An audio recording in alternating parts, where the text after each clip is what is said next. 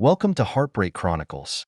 Sarah stood pacing back and forth in the living room, the phone close to her ear, the sunlight casting dappled shadows on the floor through the blinds. She was on the phone with her longtime best friend Rachel, her voice unusually calm despite her racing heart. "I've been thinking about this for a long time," Sarah said, her fingers unconsciously curling around the phone cord, "and tonight is the perfect time. When Kevin gets home from work, I prepare his favorite dinner, open a cold beer, and have a nice talk with him. Rachel, I want more fun in my life, and I'm going to get it." Rachel's laugh came from the other end of the line, full of encouragement. "That's right," she said excitedly. "Sarah, you're finally going to be brave enough to take this step. As an independent woman, you take control of your life and get everything you want." A small smile appeared at the corner of Sarah's mouth. "That's it. I mean, Kevin's a great guy, but I need more than just a boring life. You know, life is short." Rachel's tone had a touch of knowing. "I understand completely. When I asked Tom to open up the relationship last year, it was a little confusing at first." "What happened?" Sarah asked curiously, leaning against the kitchen counter. "He doesn't want to hear it," Rachel says bluntly, "and is trying to veto it with his decision alone." She paused deliberately. "So, I told him straight out that he could either accept the offer or get a divorce." "I'm not kidding." Sarah held her breath. "And then what does he do?" Rachel let out a pleased sigh. "He accepted." "Did you really give Tom an ultimatum like that?" Sarah asked, a little surprised. "That sounds pretty bold." "That's right," Rachel said with pride in her voice. "It's not the 50s anymore, Sarah. We are new-age women who know what we want and aren't afraid to go after it." "Yeah," Sarah echoed, feeling her confidence grow. "I'm not saying I don't love Kevin. I just want more freedom to live the life I want." "That's the right way to think about it," Rachel encourages. "Look at all the celebrity couples. They're so open about their marriages. People say they're crazy, but they're just ahead of their time." The wife stood her ground and lived her true self, which the husband eventually accepted. They stayed together because they were honest with each other. Sarah nodded, though Rachel couldn't see. "I've always admired that kind of courage. Instead of letting society define their marriage, they made it better in their own way." "That's it. People are prejudiced against open relationships because they're bound by old ideas of marriage," Rachel intoned. "But guess what? We're redefining it. Women like us don't settle for boredom or outdated rules anymore." Sarah felt an energy surge through her body. "You're right. I want to enjoy life, experience different possibilities, and be true to myself. Tonight, Kevin will hear my thoughts. I'll prepare his favorite dinner and beer and talk to him like an adult." Rachel's voice softened, but remained firm. "Very good. Be clear and confident, and remember, you're doing this because you're worth it." "What if he says no?" Sarah asked, a hint of uncertainty in her voice. Without hesitation, Rachel replied, "Then do as I say. Make him realize that it's your happiness or his comfort." Tom didn't like it at first either, but you know what? Sarah lowered her voice and asked, "Well?" "He accepted," Rachel said triumphantly. Sarah exhaled deeply and stretched her legs out on the couch, the phone still pressed to her ear. "So I just need to stay tough, right?" She sought Rachel's affirmation. "That's right," Rachel said confidently. "Whatever happens, don't back down. You'll be fine." Sarah nodded to herself. "I remembered, as we discussed, that he had no choice. That's the way things are supposed to go.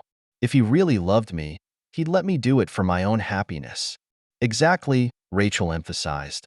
"But be prepared. He may yell and scream and try to fight back, but it's just useless venting. Stay calm but firm. Let him finish venting. When he calms down, he'll realize you're in charge." Sarah smiled faintly. "That's right. And as far as he knew, it was only temporary. Once he accepts it, he might even like it. And then everything goes on." Her voice trembled slightly. "Are you sure this is going to work? Men can be stubborn sometimes." Rachel's tone became comforting. "Listen, Sarah, Kevin loves you so much. He'll be angry at first, but when he calms down, he'll realize how much he loves you and would do anything for your happiness. Including this one." Sarah hesitated. "Well, you're the expert." Rachel smiled confidently. "Believe me, it took me 2 failed marriages to find this way. But in my third marriage, I've gotten the hang of it. Sarah raised her eyebrows in surprise. You really found a way? Of course, Rachel said smugly. Tom, my current husband, listens to me completely. He even stays out of the room when I'm with other men. Sarah sucked in a soft, backwards breath. Seriously? Rachel's tone was flat. In a month or two, Kevin will be the same way.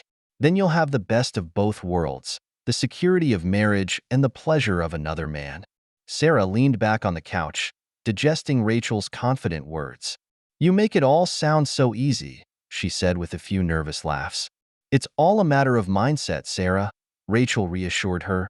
Stay strong, have faith, and don't doubt yourself. Remember, you deserve to live the life you want. Sarah smiled. Thanks for staying on my side, Rachel. I really appreciate it. Of course, Rachel responded warmly. You'll be fine. If you need a boost, call me anytime. I will, Sarah promised. Talk to you later. Okay, Rachel said.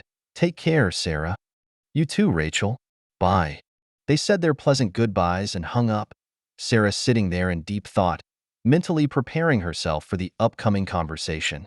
When I walked in the door that Saturday night after a long day of overtime, I was greeted with an unexpected sight. The aroma of my favorite roast beef dinner filled the house as Sarah stood at the table with a warm smile on her face and a cold beer in her hand. Honey, she said sweetly, giving me a quick kiss on the cheek. I blinked, a little surprised. Don't get me wrong, Sarah's always been a good cook, but this beer, dinner all ready, and this extra intimacy, this wasn't just dinner. This was a long-planned scene. My instincts told me something was about to happen. We sat down, and everything seemed normal. I took a sip of my beer, enjoying its refreshing flavor, but I couldn't shake the feeling that I was about to fall into a trap. Sarah fiddles with her napkin, then speaks. Honey, her voice was slightly shaky. We need to talk? I put down my fork and leaned back in my chair. Yeah, go ahead. Her lips were pursed together, as if preparing for what she was about to say. I know this may be hard for you to accept right now, but it's something I really need to do. I narrowed my eyes, trying to see through her words. Well, if it's so important to you, sure, I'd do anything for your happiness. She seemed relieved and leaned forward slightly. Very good. You know we've been talking about having a baby, she said carefully, and I think I'm ready. She paused, and I felt my heart skip a beat. But, I pressed, sensing a twist. She took a deep breath. But before that, there are a few things I'd like to do. I leaned forward, curious and cautious. That's good, baby, I said, trying to keep my voice steady. So what's up? Sarah played with her fingers, avoiding my gaze. I need to sow the last few seeds of youth, she said carefully, as if testing what effect those words would have. I blinked, unsure if I'd misheard. Seeds of youth? She nodded quickly, offering a fragile smile. It's only temporary. Then I can settle down completely and be the best wife and mother to your children you've ever dreamed of. I felt a tightening in my chest and took in her expression, trying to understand where this conversation was going. And then what? I asked, sensing that there was more to come. She took a sharp breath, like she was ready to jump into ice water, and then said it in one breath. I'm going to date a couple of other guys for a while, she said, and we'll still have a normal married life, but I'm going to have sex with a couple of other guys as well to let it all out. Remember, with other men it's just sex. You're the only one I love. My jaw tensed involuntarily, but I forced myself to remain calm. Sarah's voice softened, eager to reassure me. In a few months, I'll come back to you and be your faithful wife again, she said firmly, and then we can start our planned family. I took a long, slow, deliberate sip of beer, letting the cold liquid dull the burning sensation in my chest.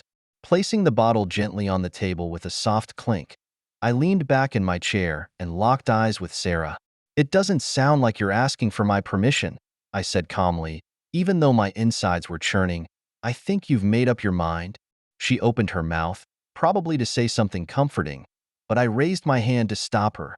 I'm not going to remind you that you're married or that you swore an oath of eternal fidelity in church, because obviously none of that matters to you right now. So I won't waste time trying to stop you. Her face reddened, her expression a mixture of nervousness and guilt. She started fiddling with her fingers again, but I continued. Since you went to the trouble of preparing my favorite dinner and beer, I continued. It's obvious you've been planning this conversation for a long time. Honestly, you probably already have a list of men you want to date, right? Sarah's lips parted to retort, but the flash of guilt confirmed my suspicions. I leaned forward slightly, and my voice became lower. So let me be clear. As your husband, I formally reject your proposal for an open marriage. Her expression changed, surprise mixed with uncertainty. I'm not going to stand by and watch, I said firmly, and I'm not going to give you license to have sex with other men. I take a deep breath, my knuckles tightening around the neck of the beer bottle. The words that were about to be uttered left me feeling bitter. Since you won't stop, I need to know how this is going to work. Are you going to move out, or do you expect me to leave? And what's the schedule? You're going to bring them back to our house for sex? Go to them? Or a room? An almost hopeful smile appeared at the corner of Sarah's mouth. I think we all continue to live here. After all, we're still married. Like I said, we'll continue to live together as a couple. With other men, it's just sex. With you, it's making love. I raised an eyebrow, but stayed silent. I think I'll go to them once in a while, she added casually, but I'll probably bring them back here, too. Those nights, you need to sleep in the guest room. I don't see the point in paying for a room when we have such a big house. I leaned back in my chair, forcing myself to remain calm despite the anger boiling under my skin.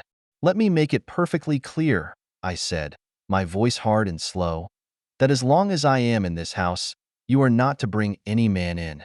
If you do this, both you and the man will be seriously hurt. Do I make myself clear? Her smile disappeared, and a look of uncertainty crept over her face. But I don't care. And for another thing, since my wife apparently wants to sleep with half the city, I added, disgust in my voice, I'm not going to consider having sex with you again. Who knows what diseases you'll bring from what people?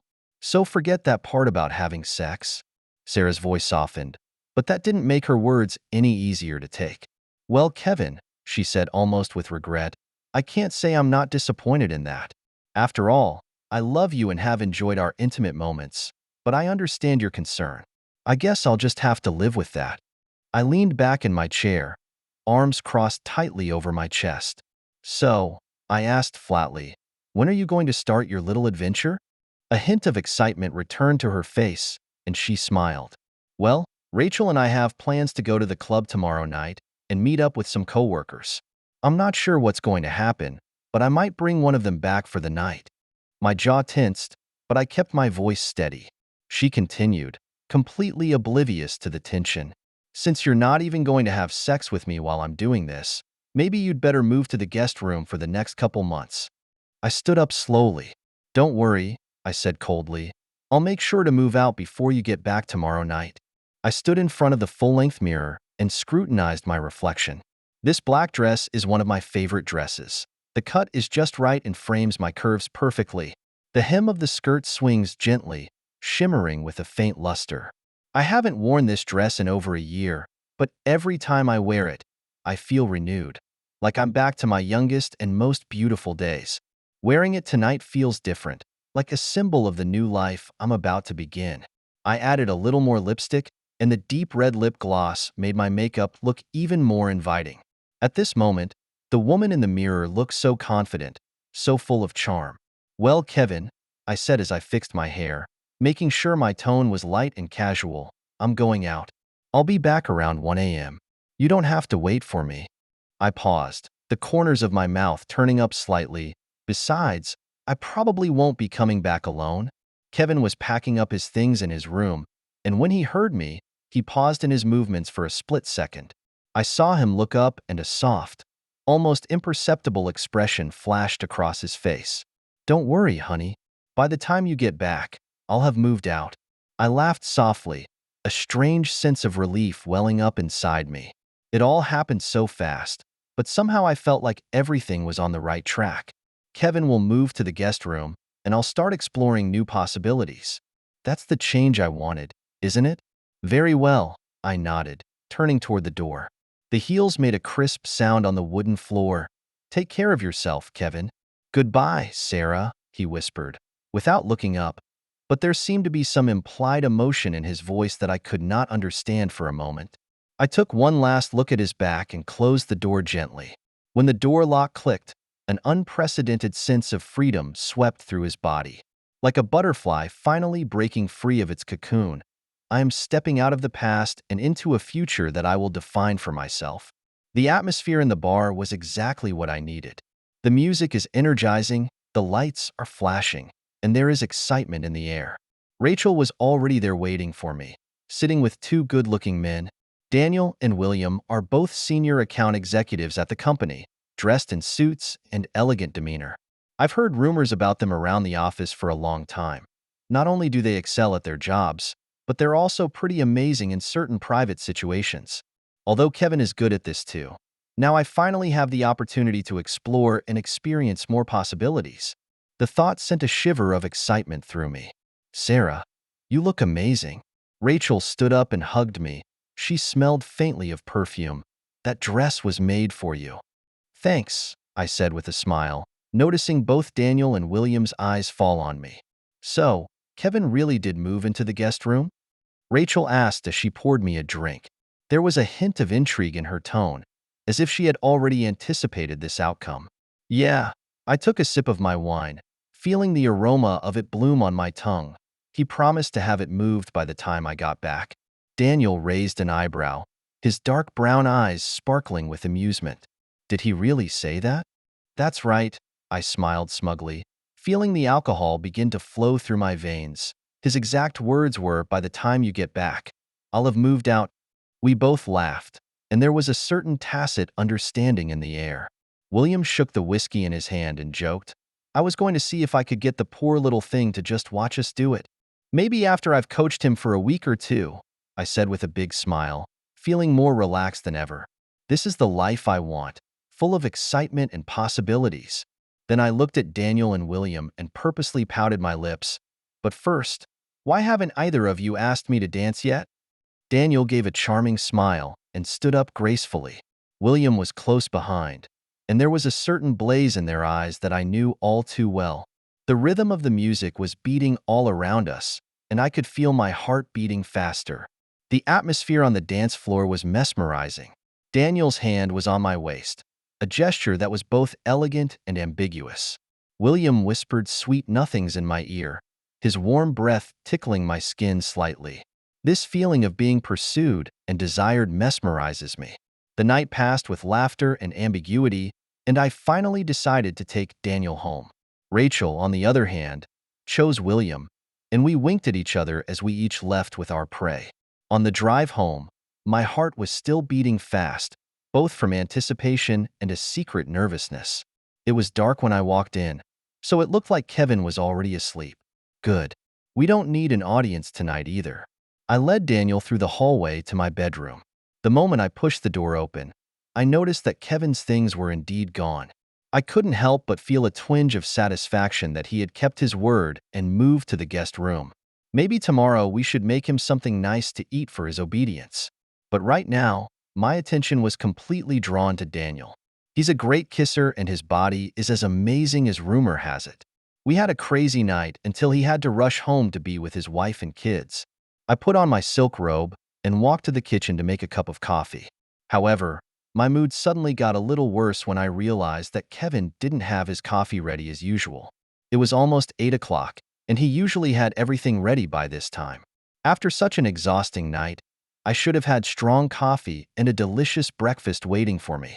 Guess I'll have to talk to him about that later. Seriously, how hard is it to do me a favor?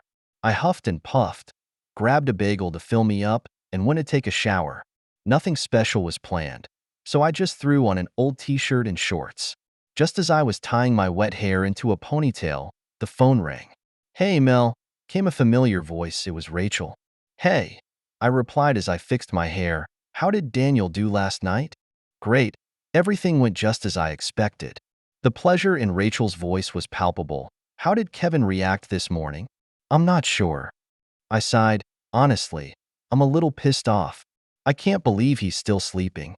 I was counting on him to get up and make me breakfast and coffee. I was going to reward him for volunteering to move to the guest room, but I'll pass. Rachel laughed softly. Yeah, well, he needs to know you're disappointed. Tell him clearly what you expect. Stay tough with him, but remember to give him little rewards when he does something right. That way he'll be motivated to keep performing. That's right. I'm going to his room right now and order him to make me breakfast. I huffed and headed for the guest room. The moment I pushed open the door, I froze. The room was empty, Kevin's clothes were gone, and the tools that had been scattered around the room had disappeared without a trace. Reality suddenly hit me like a punch. Oh shit, I blurted out, feeling panic start to spread in my chest. What's wrong? There was immediate concern in Rachel's voice. Kevin's not in the guest room. None of his clothes are in the closet anymore. I couldn't believe it and started running around the house frantically, checking every corner. The reality is becoming clear and frightening. Shit, his truck's gone. All his tools are gone too. The thought that had been aching in the depths of my mind finally took shape and became clear and frightening. Oh no, I whispered to myself, this can't be happening. What the hell? Rachel practically shouted. Kevin moved away. He's really gone. My voice began to shake. I understand now. He never said anything about moving to the guest room. He said he was moving out of my room, but I thought he was just moving into the guest room, not out of the whole house. He said he'd be gone by the time I got back, but I thought he was just talking about the damn room. Rachel's voice was calm and firm, as if she held the key to everything. No, no, no, that would be the wrong thing to do. You can't call him. Can't give him that kind of power. That just shows your weakness. Let him crawl back on his own. Give him a few days, he'll be begging to come back. Believe me, he's just having a little tantrum. That's actually a good thing. Now you have leverage. I could feel my heart beating faster, anger and panic coursing through my body. Her words echoed in my head, but I wasn't sure I was ready to take her advice. Are you sure? Really? There was a hint of uncertainty in my voice. She laughed softly, with the confidence of a winner in her tone. Of course I'm sure. Look what my husband did for me. You're the one in control, Sarah. This will only speed up the process. Trust me, you don't have to run after him. Let him come to you. It sounds harsh, but a part of me has to admit she's right. If he's willing to leave, then maybe it's time for me to play it cool.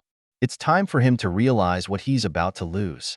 But for some reason, an uneasy feeling rose in my heart, as if something important was getting out of my control. For the next few days, I tried to convince myself that everything was under control. During the day, I focus on my work and try to look like I'm doing my best. Evenings are spent with Daniel or William, indulging in fresh and exciting dates. Rachel's right.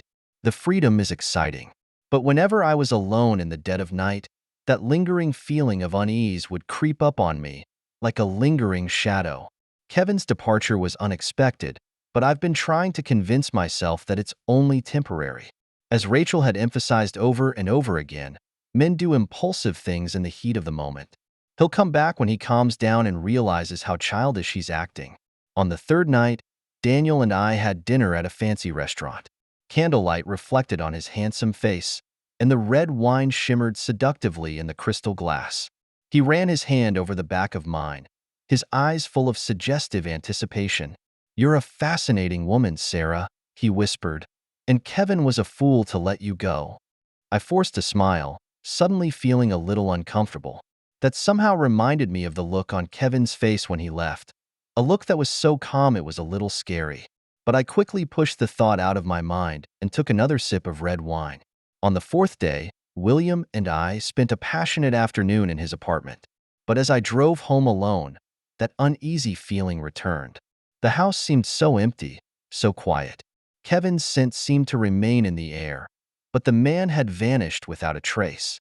That morning, I came to the office as usual. A few co-workers were gathered around the coffee machine, and Rachel was telling Daniel a funny weekend anecdote that made everyone laugh. William leaned over the coffee machine, interjecting a few witticisms to liven up the atmosphere. "Seriously," Rachel said with a smile as she took a sip of her coffee, "you guys should see Tom now. He's a completely different person. He's thoughtful and gentle. That's what I've always said. Men need to be trained. You're a real pro," William teased. Teach us sometime. I laughed along with them and felt as if life was really moving in a good direction. The sunlight pours in through the floor-to-ceiling windows and shines on the tiled floor, reflecting a warm patch of light. The air is filled with the aroma of fresh coffee and a relaxed atmosphere. Just then, the elevator doors opened with a ding. A young woman stepped out. She appeared to be 27 or 28 years old, dressed in a well-tailored navy blue professional suit, with long blonde hair pulled back neatly behind her head. Her heels clicked crisply on the marble floor, and she exuded an unforgettable air of professionalism. She came straight toward us, with a firm but graceful stride. All joking and laughing stopped, as if everyone sensed something unusual in the atmosphere. Sarah Parker, Rachel Morgan, Daniel Powers, and William Smith? She asked in a soft voice with a faint southern accent. We looked at each other in disbelief, then nodded our heads to confirm our identities. Before we could react, she had already taken 4 envelopes out of her exquisite alligator briefcase and handed them to each of us in a fluid motion. I was about to ask what they were, but she was already holding up a small digital camera, and as the flash came on, she quickly snapped a picture of us gawking in amazement. "You've been served with a subpoena," she said, with a professional smile on her lips, and turned toward our boss's office. Her demeanor was unhurried, as if she were just doing an ordinary job. "Wait, what's this?" I shouted at her back, hoping for some explanation. She just turned around and smiled weakly, then pushed open the door to her boss's office without hesitation, not even knocking.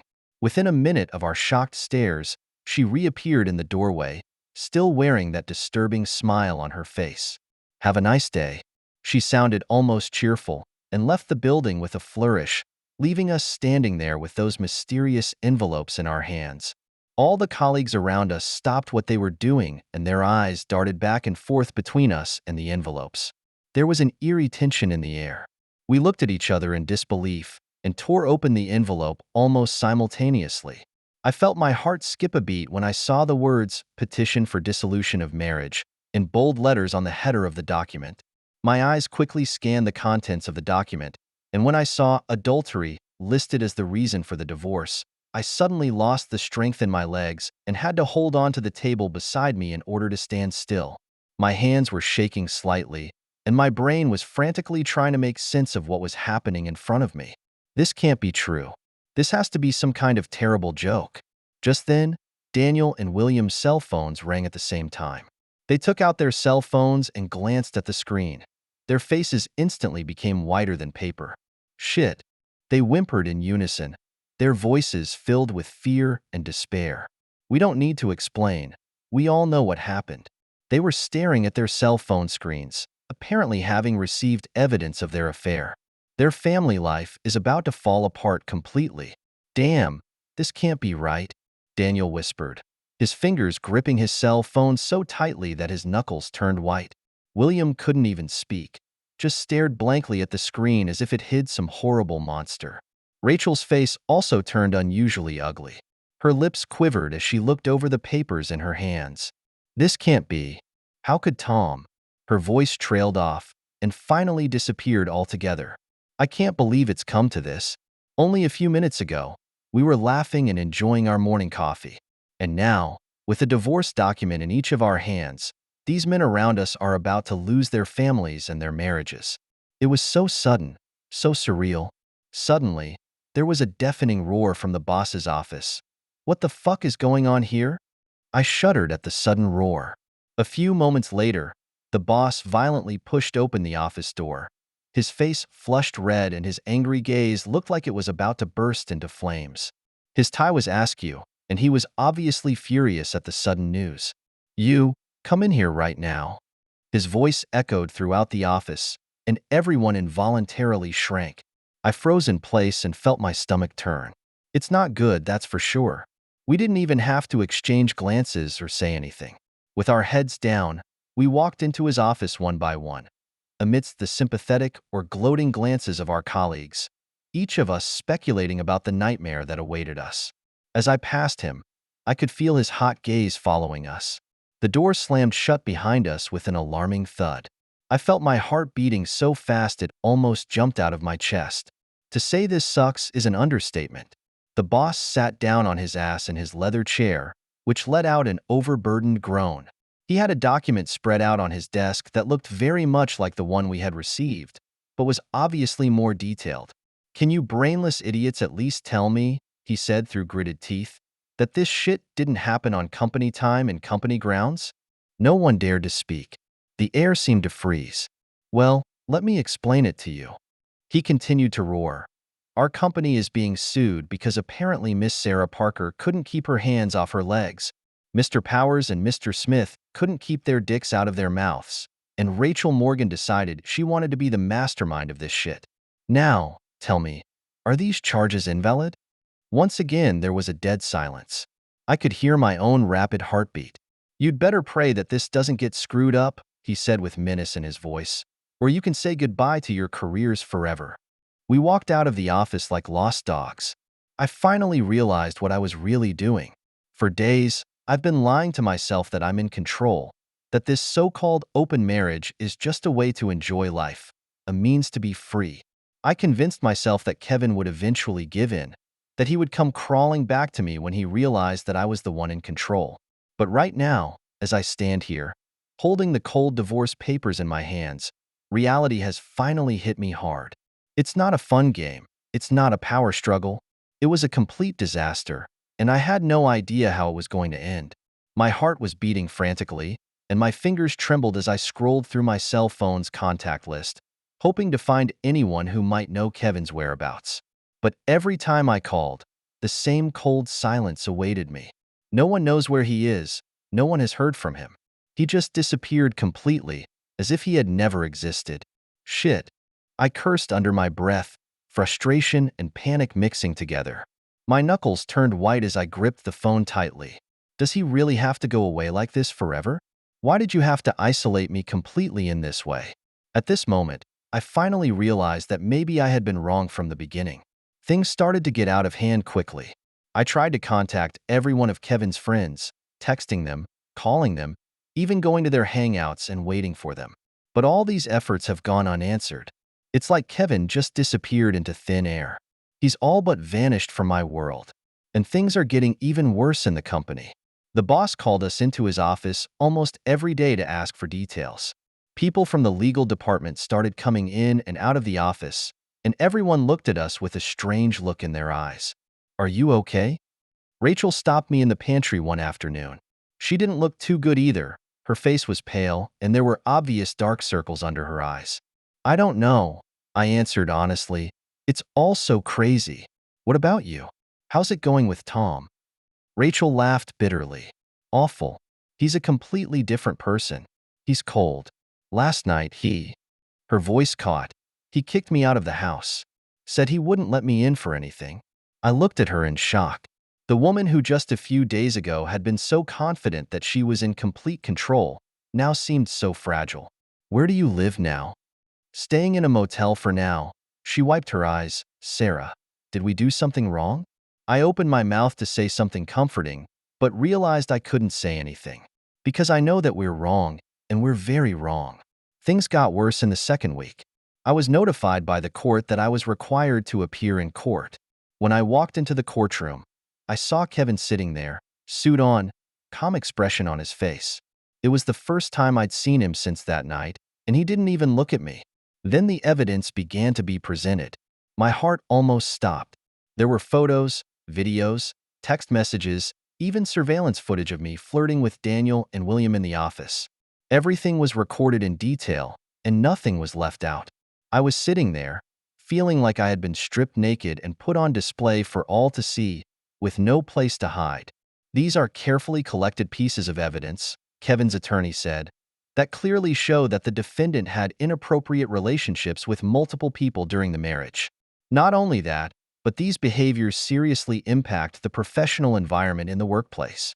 My lawyer tried to argue that these were consensual open relationships, but Kevin calmly pulled out the recording of that night, and he explicitly rejected my offer while I continued to do what I was doing. My flippant tone on the recording seemed so harsh when it was played back in the courtroom. That night, I sat at home alone, thinking about how it all happened. The phone's ringing. It's Daniel.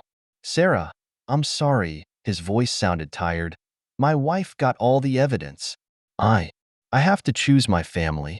I hung up mechanically, without blaming him. After all, we all pay for the choices we make. William also texted, saying he's leaving the city and starting over. A week later, Rachel came to see me. She looks even more haggard than the last time we met. Tom froze all the accounts, she said, and I can't even afford a lawyer. I looked at the woman who had taught me how to control my marriage and suddenly realized that she didn't control anything. None of us did. We were just playing with fire, and now we're all burned to a crisp. The verdict came quickly. The judge found that my behavior constituted adultery and ruled in favor of divorce. I received no compensation because the evidence showed that I had betrayed the marriage. I thought that was the worst that could happen, but I was wrong. The next morning, I walked into the office and realized that I couldn't swipe my access card. The receptionist politely told me that the boss wanted to see me. When I walked into his office, he had an envelope ready. "I'm sorry, Sarah," he said, but there was no hint of apology in his tone. "But the company can't continue to take this moral hazard. Here's your termination notice." I took the envelope in a daze and realized Kevin's final move. He waited until the divorce was completely finalized to have the company fire me, thus completely avoiding any possibility of financial compensation. The plan was so well thought out, every step of the way. As I walked out of the building, my cell phone rang. "It's Rachel."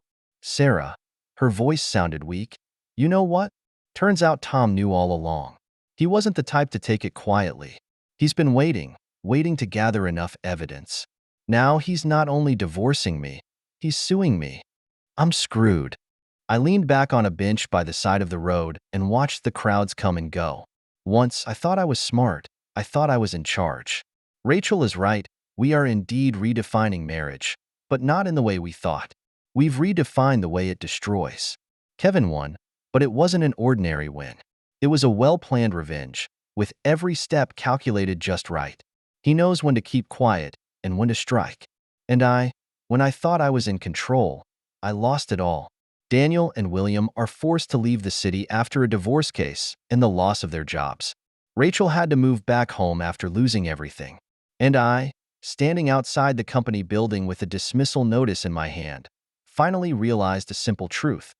Once you cross some boundaries, you can never go back. The sun was setting, and I was walking home alone. It's a road I've traveled countless times, and today it seems extraordinarily long. The cell phone in his pocket suddenly vibrated with a text message from an unknown number.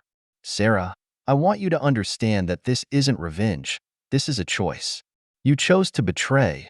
I chose to leave. I wish you well for the future. Kevin." I stood under the streetlight, looking at the message, and tears finally came to my eyes.